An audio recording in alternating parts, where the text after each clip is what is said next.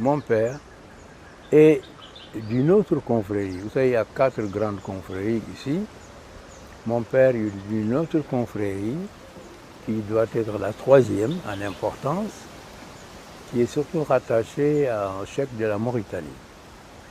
Et enfin, en réalité, leur inspirateur est Abdelkader Jilani de Bagdad.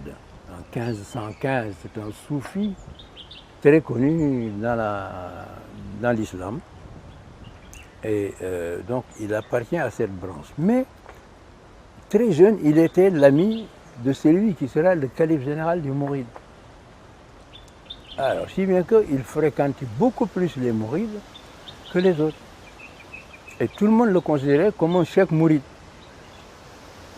Et si bien que moi, je n'avais pas d'appartement, mais quand je suis rentré comme étudiant, mon père, qui connaissait la force du mouridisme, m'a dit un jour, je ne peux pas faire de toi le président de la République, mais je te mets sur le chemin. Si tu ne dévis pas, tu le seras un jour. Parce que le mouridisme, c'est une grande force religieuse et une grande force politique. Lorsque De Gaulle a voulu faire le référendum sur la communauté,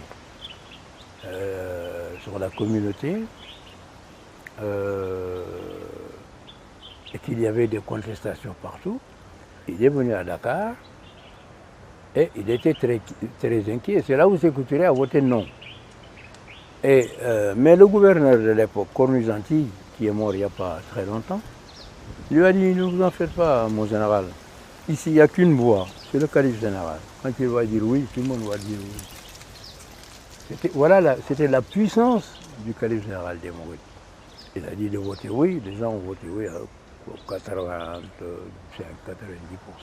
Donc Senghor s'est appuyé sur les Mourides. Il s'est fait l'ami du calife général qui disait voter pour Senghor, et les gens votaient pour Senghor. Mais lorsque il y a eu ce problème de coup d'État de Mamadou Dia, que Senghor s'est séparé de Dia, parce que Dia avait commis l'erreur de menacer le calife général des Mourides. Parce qu'il était un socialiste très influencé par les marxistes, je crois. Le calife général m'a appelé et il m'a dit je vais appeler Senghor et lui dire de te donner la place de Mamadou Dia. Mon père lui dit et s'il refuse, il dit s'il refuse, il me suffit à dire un mot pour qu'il tombe. Et il m'a dit mercredi à 8h, sois ici, Senghor sera là. Mais je ne voulais pas en réalité, parce que je n'avais pas encore mon agrégation et je ne voulais pas me lancer dans la politique avant de faire l'agrégation. Et deuxièmement, j'avais d'excellentes relations à Senghor, mais pas au point de travailler dans un même cabinet. Donc Senghor s'est reposé sur les marabouts. Mais après, bien plus tard, il va essayer de réduire l'influence des marabouts sur lui. Et il a commencé à dire non parfois au calife. 70, 75, il était devenu rebelle.